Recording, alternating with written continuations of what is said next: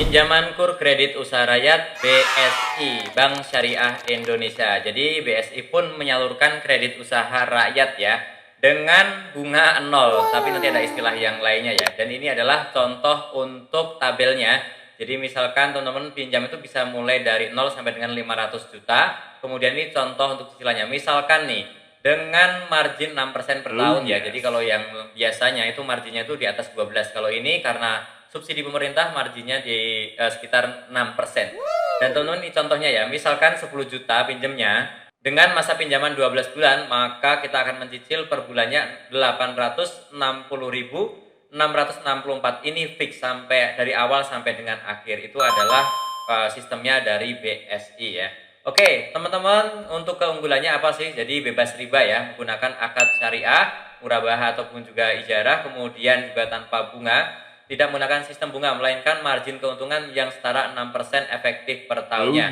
Tanpa biaya provisi, ini karena programnya pemerintah, dan juga nanti cicilannya tetap angsuran bersifat fix atau tetap hingga masa tenor berakhir. Jadi tidak perlu takut di pertengahan nanti tiba-tiba melonjak gede, itu tidak ada ya. Tapi sebelumnya yang pertama kali mampir silahkan tekan tombol subscribe agar tidak ketinggalan info penting di channelku ini. Saya doakan juga proses pinjamannya lancar, usahanya juga berkembang dengan baik ya.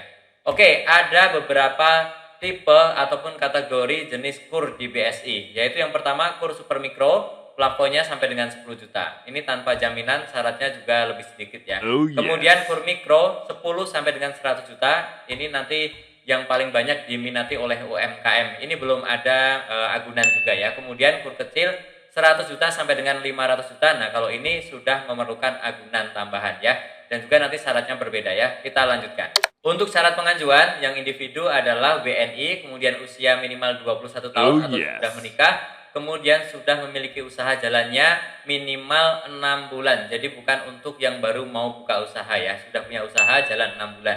Kemudian kualitas kredit, SLIK OJK-nya lancar kalau misalkan ada pinjaman yang lain ya. Baik pinjol ataupun juga pinjaman apapun harus lancar. Kemudian dokumennya adalah EKTP, KK, akta nikah ataupun cerai, kemudian juga nomor induk berusaha NIB. Kalau punya usaha harusnya punya NIB-nya. Atau yang belum bisa membuat secara online ya. Oke, kemudian teman-teman ini untuk dokumen wajib berdasarkan plafon. Jadi untuk sampai dengan 50 juta itu KTP, KK dan juga NIB ataupun juga SKU, surat keterangan usaha, ini bisa didapatkan di kelurahan. Kemudian kalau di atas 50 juta itu sudah ada tambahannya yaitu NPWP wajib ya. Di samping untuk KTP, KK dan juga NIB. Kemudian kalau di atas 100 juta wajib melampirkan sertifikat agunannya dan juga memiliki kartu kepesertaan BPJS Ketenagakerjaan.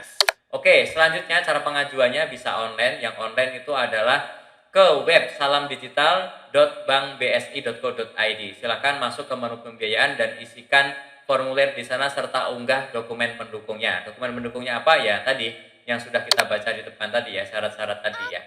Oke, teman-teman, selanjutnya bisa juga datang offline, yaitu datang ke kantor cabang BSI terdekat. Ini yang paling mudah karena selain mengajukan kita bisa konsultasi terlebih dahulu ke petugas yang ada di sana ya.